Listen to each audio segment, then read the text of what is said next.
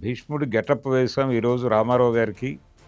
చాలా అద్భుతంగా సెట్ అయ్యాడు. చక్రపాణి గారు ఎన్టీఆర్‌తో ఇలాంటి క్యారెక్టర్‌లన్నీ చేయిస్తున్నాడు బిఏ సుబ్బారావు అనే కోపం ఉండేది ఆయనకి.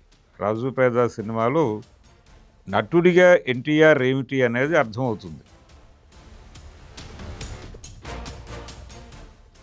నానా గందరగోళంగా బతికేస్తున్నటువంటి ఒక అధోజగత్ తండ్రిగా రామారావు గారు ఆ పాత్రలో పరకాయ ప్రవేశం చేసి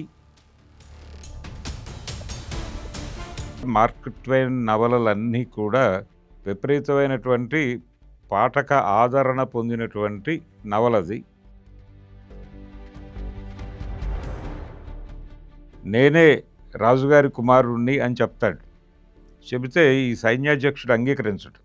అక్కినేని నాగేశ్వరరావు గారితో చేయిద్దామనుకున్న పాత్రని ఎన్టీఆర్కి ఇచ్చేసి నాగేశ్వరరావు గారిని ఇంకో క్యారెక్టర్లో పెట్టి పల్లెటూరి పిల్ల సినిమాలో చాలా అందంగా ఎన్టీ రామారావు గారిని చూపించినటువంటి బిఏ సుబ్బారావు గారే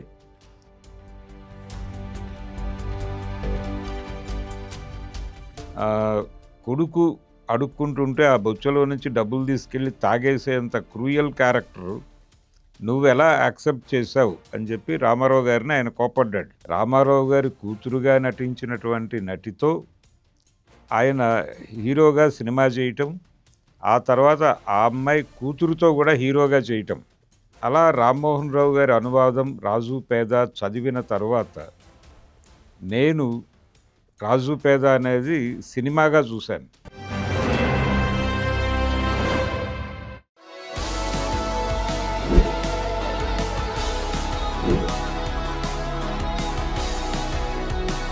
పద్దెనిమిది వందల 1981 సంవత్సరంలో కెనడాలో ప్రచురితమైనటువంటి మార్క్ ట్వైన్ నవల 'ప్రిన్స్ అండ్ పాపర్' అనే నవల, దాన్ని తర్వాత రోజుల్లో తెలుగులో నండూరి రామ్మోహన్ రావు గారు అనువదించారు. 'రాజు పేద' అనే పేరుతో వచ్చింది అది నవల. దాదాపుగా మార్క్ ట్వైన్ నవలలన్నీ కూడా తెలుగులో నండూరి రామ్మోహన్ రావు గారే అనువాదం చేశారు. అది టామ్ సాయర్ కావచ్చు, హకల్ బెరిఫిన్ కావచ్చు, ఇవన్నీ ఆ జనరేషన్ పిల్లలకి విపరీతంగా కనెక్ట్ అయినటువంటి పుస్తకాలు. అలాగే 'విచిత్ర వ్యక్తి' అనే పేరుతో వచ్చినటువంటి పుస్తకం, అది కూడా ట్వైన్ రాసిందే. అలాగే ఆయన భారతదేశంలో కొన్ని షోస్ కూడా చేశారు, టికెట్ షోస్. అంటే ఆయనే నిలబడి ప్రసంగం చేస్తారు, ఆ ప్రసంగానికి టికెట్ కొనుక్కుని వెళ్ళాలి. అలా ఇక్కడ ఇండియన్ కల్చర్ గురించి రకరకాల విషయాలు ఆయన మాట్లాడుతూ ఉండేవాడు. ఏ ప్రాంతానికి వెడితే ఆ ప్రాంతం పరిస్థితి ఏమిటో తెలుసుకుని దాన్ని ఆయన తన ప్రసంగంలో మాట్లాడుతూ ఉండేవాడు. ఉదాహరణకి ఆయన భారతదేశంలో మాట్లాడే సందర్భంలో ఒక మాట చెప్పి జనాల్ని తన వైపు అట్రాక్ట్ చేసుకున్నాడు. ప్రపంచంలో ఏ మహిళకి లేని చొరవ భారతీయ మహిళకు ఉంటుంది అంటే, కొంచెం మీ కళ్ళజోడు ఒక్కసారి అరువిస్తారా వదిన గారు, బియ్యంలో రాళ్ళేరుకుని ఇచ్చేస్తాను అని అడగగలిగినటువంటి చొరవ భారతీయ మహిళకి మాత్రమే ఉంటుంది అని ఆయన వేదిక మీద నిలబడి చెప్పేవారు. ఆ లెవెల్ రచయిత ఆయన. అంటే అలా అనర్గళంగా మాట్లాడుతూ ఉండేవారు ఆయన రకరకాల అంశాలు. అటువంటి మార్క్ ట్వైన్ తెలుగువారికి విపరీతంగా కనెక్ట్ అయిపోయినటువంటి రచయిత.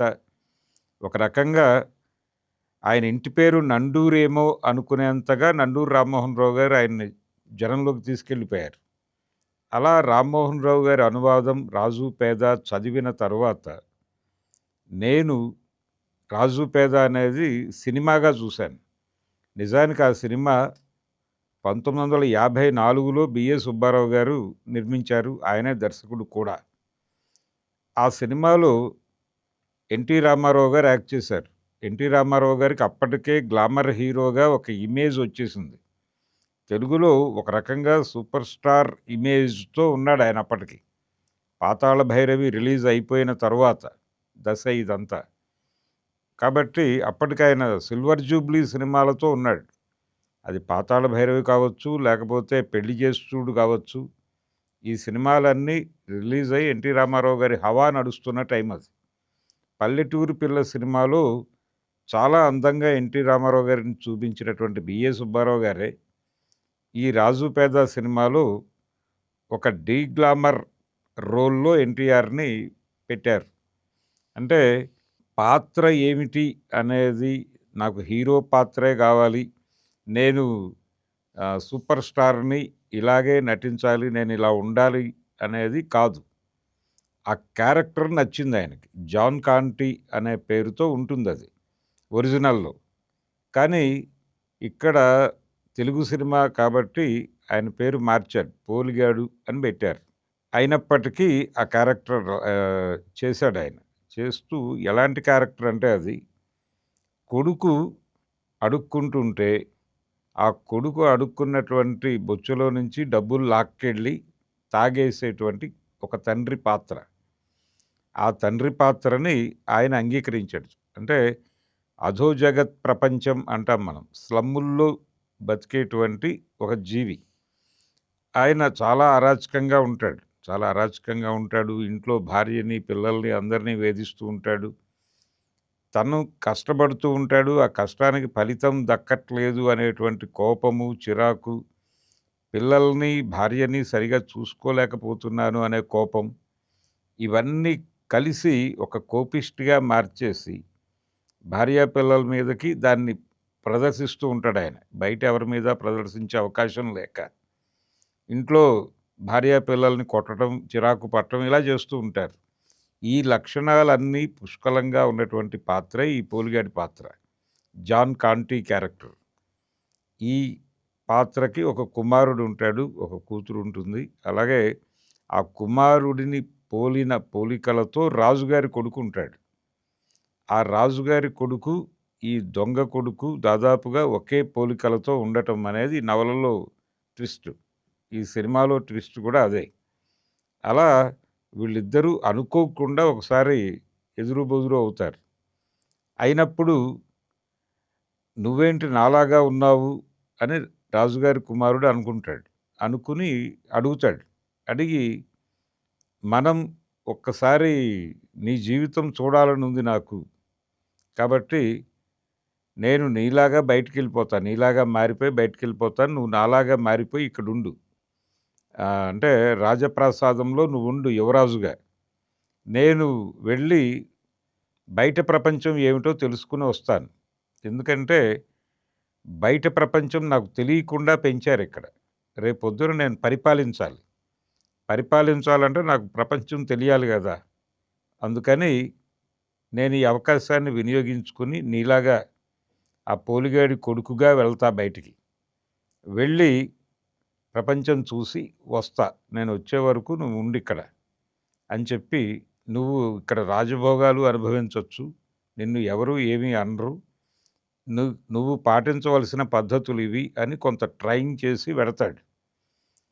వెళ్ళిపోయిన తర్వాత ఈయన ఉండిపోతాడిక్కడ. ఈ కుర్రాడు. అక్కడేమో తండ్రి తన కొడుకు ఏమైపోయాడో అర్థం గాక వెతుకుతూ ఉంటాడు. సడెన్‌గా ఈ రాజుగారి కుమారుడు తన కొడుకులా కనిపిస్తాడతనికి. ఎవరికి? ఎన్టీ రామారావు గారికి. కనిపిస్తే ఆయన ఈ పిల్లాడిని కొట్టి, "ఏమైపోయావురా నువ్వు? నువ్వు నువ్వు అడుక్కుని డబ్బులు తెస్తే కదా నడిచేది అక్కడ ఇంట్లో కథ. నువ్వలా పారిపోతే ఎలా?" అని జెప్పేసి తీసుకెళ్ళి ఇంట్లో పడేస్తాడు. పడేసిన తర్వాత అసలు ఈ జీవితాలు ఎలా ఉంటాయి? వీళ్ళ కష్టాలు ఎలా ఉంటాయి? ఏం తింటారు? అవన్నీ నెమ్మదిగా తను తెలుసుకుంటూ ఉంటాడు ఈ కుర్రవాడు. ఇతని ప్రవర్తన కొంచెం వింతగా కనిపిస్తుంది అందరికీ. అక్కడున్నటువంటి ప్రజలకి. ఇతను నేర్చుకునే ప్రాసెస్‌లో తన్ని తాను వీళ్ళకి అనుగుణంగా మలుచుకుంటూ ఉంటాడు. అక్కడ రాజకుమారుడిగా ఉన్నటువంటి ఈ పోలిగేడి కొడుకు కూడా అదే సఫరింగ్‌తో ఉంటాడక్కడ. అతనికి ఆ వాతావరణం డైజెస్ట్ కాదు. తను కొంచెం విచిత్రంగా ప్రవర్తిస్తూ ఉంటాడు. ఇలా విచిత్రంగా ఉంది పరిస్థితి అని అర్థమవుతుంది కొంతమందికి. కానీ సర్దుకుపోతారు. రాజుగారి అబ్బాయికి ఏదో కొంచెం ఇబ్బంది కలుగుతోంది, అనారోగ్యం వచ్చింది కాబట్టి మనం సర్దుకుపోవాలి అని అనుకుంటారు. వైద్యుల్ని పిలిపిస్తారు. ఆయనకి వైద్యం చేయిస్తూ ఉంటారు. ఇవన్నీ జరుగుతూ ఉంటాయి. ఈ జరుగుతున్న క్రమంలో ఇక్కడ కూడా దాదాపు అలాంటి పరిస్థితే ఉంటుంది. చివరికి వీళ్ళు ఎక్స్‌చేంజ్ అవ్వాల్సినటువంటి టైం వస్తుంది. ఈ టైంలో నెమ్మదిగా ఈ విషయం సైన్యాధిపతికి తెలుస్తుంది. ఈ పిల్లలిద్దరూ చేంజ్ అయ్యారు అని. అది అక్కడే ఓపెన్ చేస్తాడు ఆ కుర్రాడు. ఓపెన్ చేసిన తర్వాత రాజ్యాన్ని హస్తగతం చేసుకోవాలి అనే కార్యక్రమంలో ఉంటాడు ఆయన సైన్యాధ్యక్షుడు. ఈ అవకాశాన్ని వినియోగించుకుని శత్రువులు కుట్ర పన్నారు. అంటే రాజుగారి అబ్బాయిని తప్పించేసి ఎవరినో రాజుగారి అబ్బాయిగా పెట్టేసి అతన్ని ఇంకెక్కడికో తీసుకెళ్ళి ఏదో చేస్తున్నారు అనే పుకారు పుట్టించి ఆ పుకారు మాటున ఆ రాజకుమారుడిని చంపేస్తే తను రాజైపోవచ్చు అనేది ఒక స్కీమ్ అనుకుంటాడు. అది సినిమాలో ఆర్ నాగేశ్వరరావు గారు చేశారు ఆ క్యారెక్టర్. చేసి రాజుగారు ఎలాగో వృద్ధుడైపోయి ఉంటాడు ఆయన. ఆయన చావుకు దగ్గరగా ఉంటాడు. ఆ పరిస్థితుల్లో ఎస్వి రంగారావు గారు చేశారు ఆ క్యారెక్టర్. ఆ ఫాదర్ క్యారెక్టర్. రాజుగారి క్యారెక్టర్. ఆయన చనిపోతాడు. ఈ పిల్లవాడిని అక్కడ మనం చంపేస్తాము. తద్వారా రాజ్యం మన కంట్రోల్‌లోకి వచ్చేస్తుంది. నేనే రాజైపోతాను అని ఒక అంతఃపుర కుట్ర డిజైన్ చేస్తాడు. ఈయన ఈ కుట్ర డిజైన్ చేస్తున్నాడు అనే విషయం ఇంకెవరికీ తెలీదు. ఈ పిల్లవాడి ద్వారా ఈ వివరాలు సేకరిస్తాడు. ఇతని తండ్రి ఎవరు? ఇతని కుటుంబం ఎక్కడుంటుంది? ఆ స్లమ్‌లో అంటే రాజప్రాసాదానికి దూరంగా, నగరానికి దూరంగా ఎక్కడో ఒక మురికివాడలో ఉండేటువంటి ఫ్యామిలీకి చెందినటువంటి కుర్రవాడితను అనేది అర్థమైపోతుంది. అర్థమైపోయిన తర్వాత ఆ కుటుంబాన్ని టార్గెట్ చేస్తాడు. ఆ కుటుంబాన్ని కూడా మిగల్చకూడదు అనుకుంటాడు. సాక్ష్యం ఉండకూడదు దీనికి. ఆ ఇంట్లో పోలిగాడి కొడుకుగా ఉన్నటువంటి రాజుగారి కుమారుడు చనిపోవాలి. పోలిగాడు చనిపోవాలి. పోలిగాడి అక్క చనిపోవాలి. తల్లి చనిపోవాలి. ఇది ప్రోగ్రామ్. అందరినీ చంపేసి ఆ తర్వాత ఈ పిల్లవాడిని తీసుకెళ్ళి ఇంకేదైనా చేసి తను రాజ్యాన్ని తన కంట్రోల్లోకి తీసుకోవాలి. ఈ కార్యక్రమంలో ఆయన దిగుతాడు. ఇది నెమ్మదిగా అర్థం చేసుకుంటాడు ఈ పిల్లవాడు. అర్థం చేసుకుని ఏదో ప్రమాదం జరగబోతోంది అనేది స్మెల్ చేసి అక్కడి నుంచి రాజుగారి కొడుకుని అలర్ట్ చేయాలి అనుకుంటాడు. అలర్ట్ చేసి అతనికి ఈ బాధ్యత ఈ విషయం చెప్పేసి ఆ బాధ్యత అప్పజెప్పేస్తే తను రిలీవ్ అయిపోవచ్చు అనుకుంటాడు. ఆ సమయంలో ఈ కమ్యూనికేట్ చేయటం జరుగుతుంది. అప్పుడు ఈ సైన్యాధ్యక్షుడితో జరిగేటువంటి ఘర్షణ అతను యుద్ధానికి సిద్ధమైపోయి ఉంటాడు. ఒక అంతర్యుద్ధానికి. ఆ అంతర్యుద్ధానికి సిద్ధమైపోయిన సందర్భంలో ఈ పోలిగాడు కూడా రాజుగారి తరఫున పోరాడి మొత్తానికి రాజుగారికి విజయం చేకూర్చి తన దగ్గర పెరిగినటువంటి రాజుగారి కుమారుడిని రాజుని చేయటంలో ఆయన కీలక పాత్ర పోషిస్తాడు. ఇది సినిమా క్లైమాక్స్. ఇలా ఈ రాజు మనకి రాజే కింకరుడవు కింకరుడే రాజవు అని చెప్పి ఒక నానుడి ఉంది. దాన్ని ఈ నవల అంటే రాజు పేద నవలకి ఆయన టైటిల్ దగ్గర ఒక ట్యాగ్ లైన్గా వేస్తారు రామ్మోహన్ రావు గారు.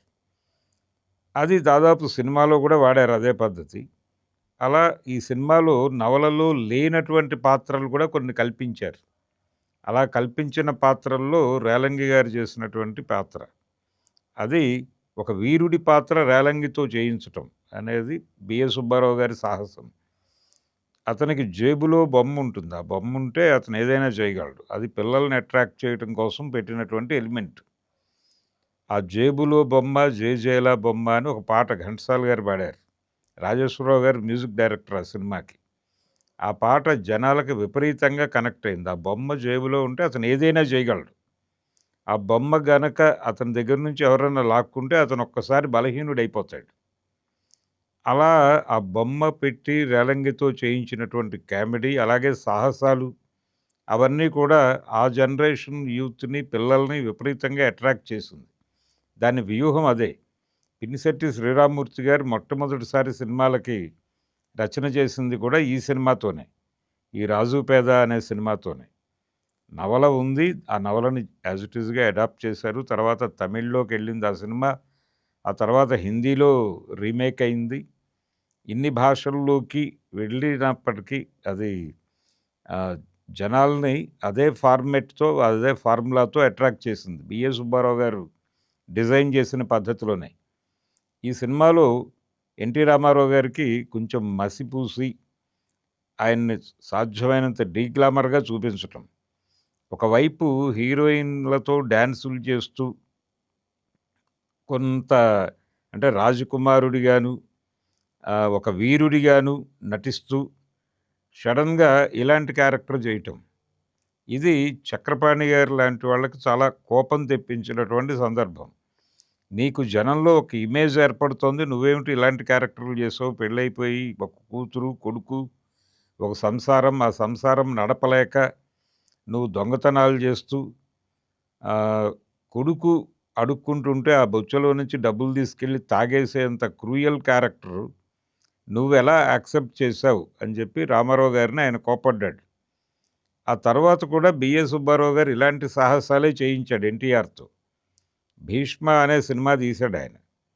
ఆ 'భీష్మ' సినిమాలో కూడా రామారావు గారితో ఆ భీష్ముడి పాత్ర వేయించాడు. అప్పటికి ఆయన వయస్సు చాలా తక్కువే. 40 సంవత్సరాల లోపు ఉన్నాడాయన. ఆ టైంలో ఆయనతో భీష్ముడి క్యారెక్టర్ చేయించటం అనేది చక్రపాణి గారికి నచ్చలేదు. అయినప్పటికీ రామారావు గారికి చెప్పాడాయన, "వద్దు, నువ్వు 'బిఏ సుబ్బారావు' గారు అడుగుతాడు, నువ్వు చెయ్యను అని చెప్పు" అని. కానీ ఈయన చేస్తాను అని చెప్పాడు. చెప్పి ఆ క్యారెక్టర్‌ని చేశాడు. చేసినప్పుడు గెటప్ వేశారు ఆయనకి భీష్ముడిగా. గెటప్ వేసిన తర్వాత ఈ స్టిల్స్ తీశారు. ఈ స్టిల్స్ తీయటం, ఈ పనంతా అయిపోయిన తర్వాత 'బిఏ సుబ్బారావు' గారు చక్రపాణి గారి దగ్గరికొచ్చి, "అయ్యా, భీష్ముడి గెటప్ వేశాం ఈరోజు రామారావు గారికి. చాలా అద్భుతంగా సెట్ అయ్యాడు. అసలు నేనే గుర్తుపట్టలేకపోయాను" అన్నాడట ఆయన. అంటే దానికి వెటకారంగా చక్రపాణి గారు, "అంత గుర్తుపట్టలేని కాడికి రామారావు ఎందుకు? ఆ వేషం నువ్వే వేసేయకపోయావా, డబ్బులు మిగిలేవి" అన్నట్టాయన. అంటే వెటకారంగా అన్నాడు గానీ ఆయనకి కోపం ఉంది. ఎన్టీఆర్‌తో ఇలాంటి క్యారెక్టర్‌లన్నీ చేయిస్తున్నాడు 'బిఏ సుబ్బారావు' అనే కోపం ఉండేది ఆయనకి. అలా ఈ 'రాజు పేద' అనేది, అంటే ఆయనకొక కన్సర్న్ ఉంది ఎన్టీఆర్‌కి 'బిఏ సుబ్బారావు' గారి మీద. అదేంటంటే 'పల్లెటూరు పిల్ల' సినిమాలో తనకి హీరో క్యారెక్టర్ ఇచ్చాడాయన సడెన్‌గా. అంటే మన దేశం సెట్స్‌లో చూసి ఇతనే నా హీరో అని భావించి, తన సినిమాలో అప్పటి వరకు అక్కినేని నాగేశ్వరరావు గారితో చేయిద్దామనుకున్న పాత్రని ఎన్టీఆర్‌కి ఇచ్చేసి, నాగేశ్వరరావు గారిని ఇంకో క్యారెక్టర్‌లో పెట్టి నడిపాడు 'పల్లెటూరు పిల్ల' సినిమా. ఆ తర్వాత ఆ బ్యానర్‌లో చేసిన సినిమా ఇది 'రాజు పేద'.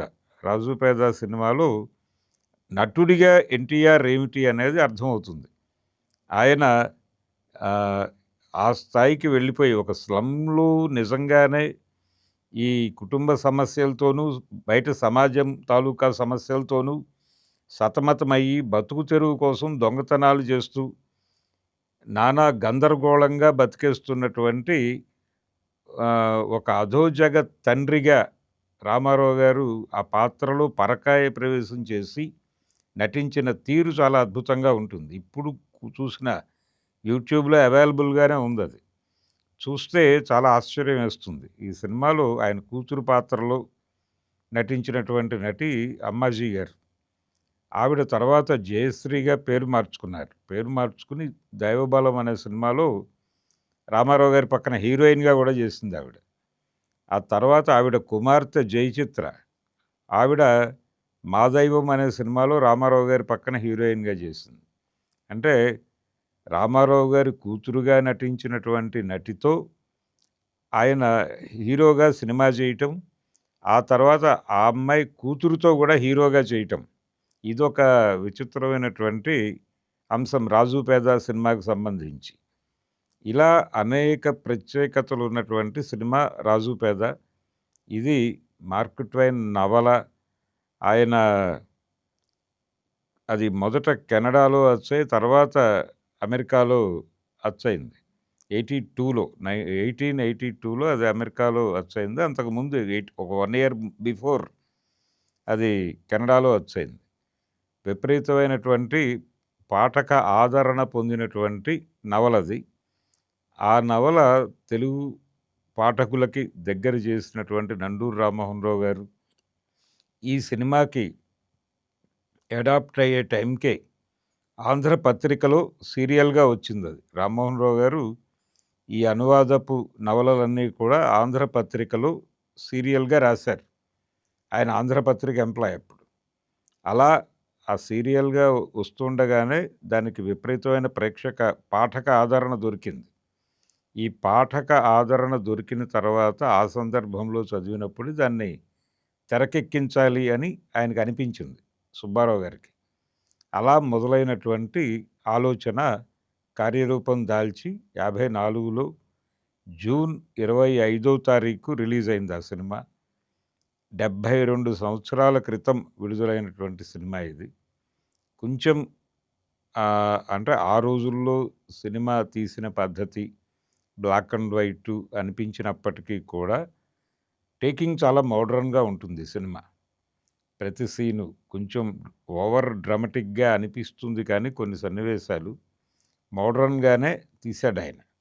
పర్టిక్యులర్‌గా ఎన్టీఆర్ కనిపించేటువంటి సీన్లు, అలాగే రేలంగి గారు కనిపించే సీన్లు, ఆర్ నాగేశ్వరరావు గారి గెటప్పు ఇవన్నీ కూడా చాలా మోడర్న్‌గా ఉంటాయి. అలాగే ఈ ఇద్దరు పిల్లలు కలుసుకునే సన్నివేశం, ఆ తర్వాత ఒకళ్ళనొకళ్ళు వాళ్ళు అంటే నా జీవితంలోకి నువ్వురా, నీ జీవితంలోకి నేను వెడతాను అని చెప్పేటువంటి సీను అవన్నీ చాలా బాగా తీశారు. జనాలకి బాగా కనెక్ట్ అయినాయి అవి. ఆ రోజుల్లో తెలంగాణలో ఒక డేట్‌కి, ఆంధ్రాలో ఒక డేట్‌కి రిలీజ్ అయింది ఈ సినిమా.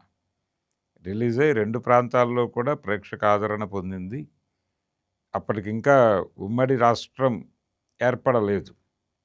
ఇది హైదరాబాద్ స్టేట్‌గా ఉంది.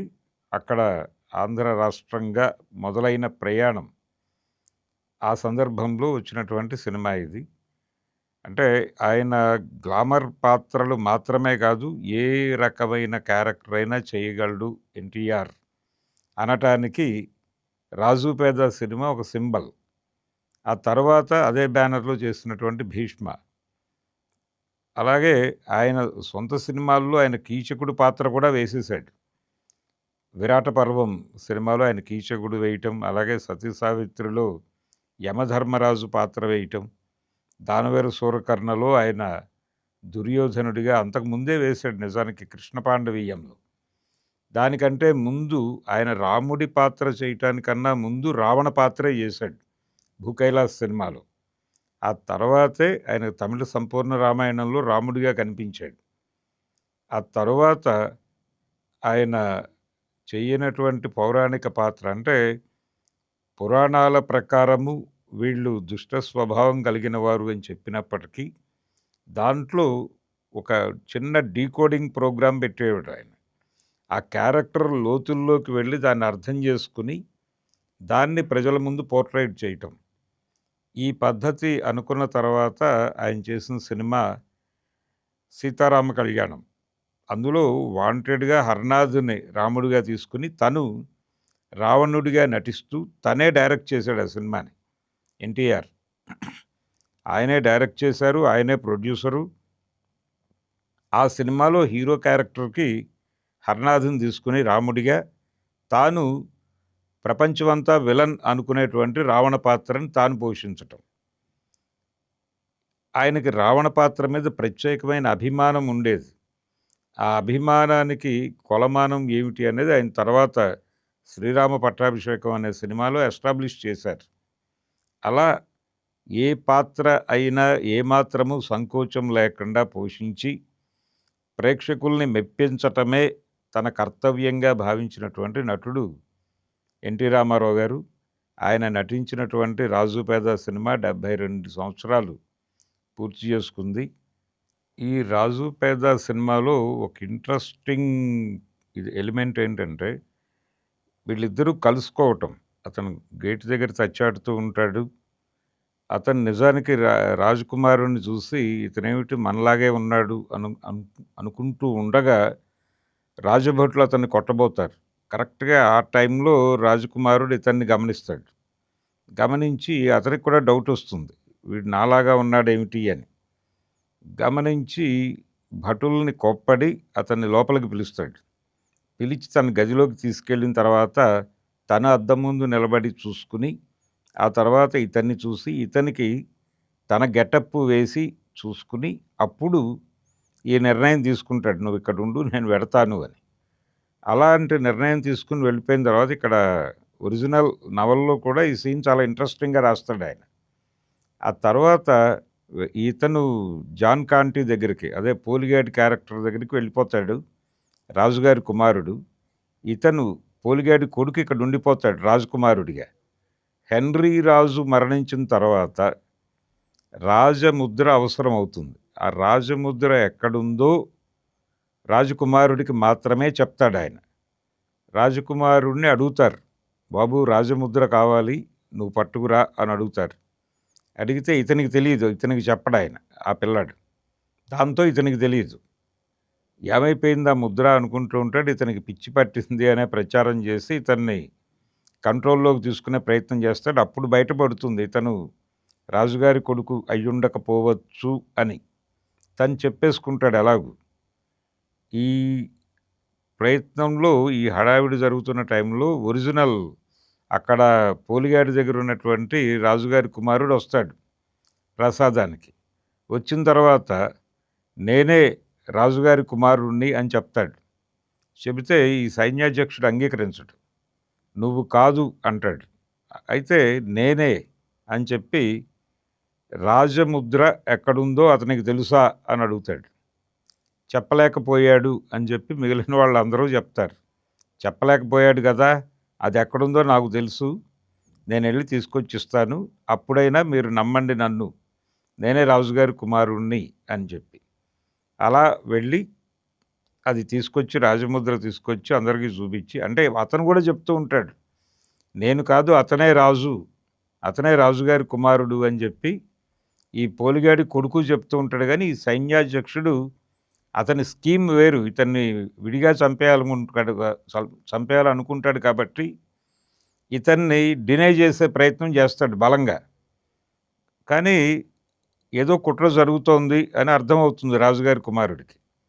అర్థమయ్యి ఈ ఈ మెలిక వేస్తాడు, ఆ రాజముద్ర ఎక్కడుందో తెలుసా అతనికి అని. అలా తను తిరిగి రాజముద్ర పట్టుకొచ్చి ఇచ్చి తను రాజుగారి కుమారుడిని అని ప్రూవ్ చేసుకుంటాడు. ఆ తర్వాత యుద్ధం జరుగుతుంది. ఆ యుద్ధంలో ఈ జాన్ కాంటీ అంటే ఈ పోలిగాడి క్యారెక్టర్ కూడా సహాయపడుతుంది. అలా రామారావు గారి హీరోయిజంని ఎలివేట్ చేసే ప్రయత్నం చేశాడు బిఏ సుబ్బారావు గారు. ఇలా చాలా ఇంట్రెస్టింగ్గా నడిచేటువంటి కథాక్రమం రాజు పేదలో మనం చూడొచ్చు.